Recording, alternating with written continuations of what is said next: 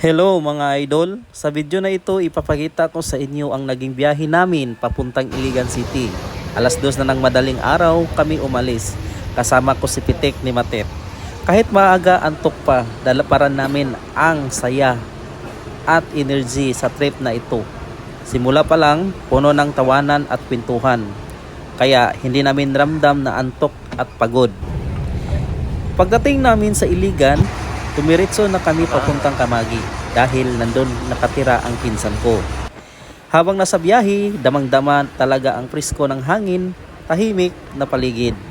Para bang nakakawala ng pagod at syempre, si Pitek ni Matit hindi mawala ang kwento at joke. Kaya, tuloy ang tawanan sa daan. Hindi namin namalayan na malapit na pala kami. At nang nakarating na kami sa Camagui, nanami dire sa lugar mismo sa akong uncle, dire sa Yachts Compound. Sa Yachts Compound. Kumusta man yung biyahe, Pitik ni Matet? Katulog ko eh. Katulog siya sa bus, guys. Mata na ako. Ako kay nagyong-piyong ra ko. Gikan mi sa bus terminal is alas 3. Alas 10.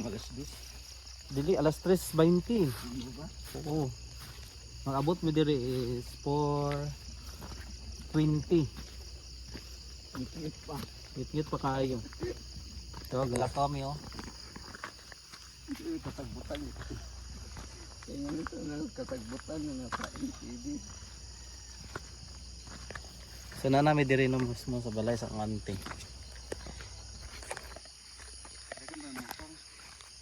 Narang motor sa may gagaw. Narang balay sa Angante. Kananay pink na cortina. Saba kayo sa gawas kay na iro, daghan kayo diri mga idol.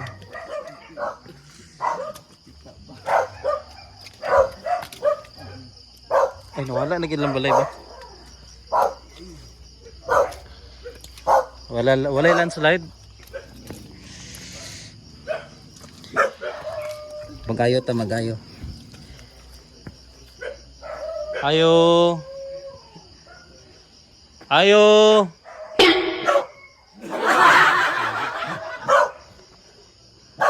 Nakatulog po eh. Ayo.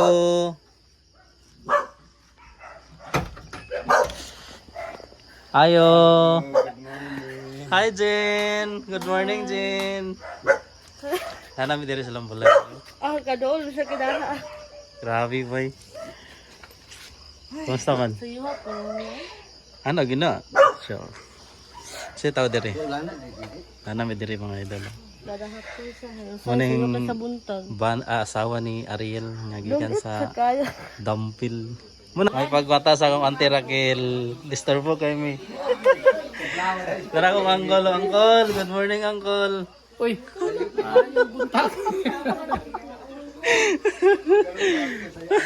Mga balbal mga ko kagisaywan yun na mo. Mga idol, ayan ang naging unang parte ng biyahe namin dito sa Iligan City. Sobrang saya ng pagtanggap sa amin dito sa Camagui at ramdam na ramdam ng pagmamahal ng pamilya kasama si Pitek ni Matit.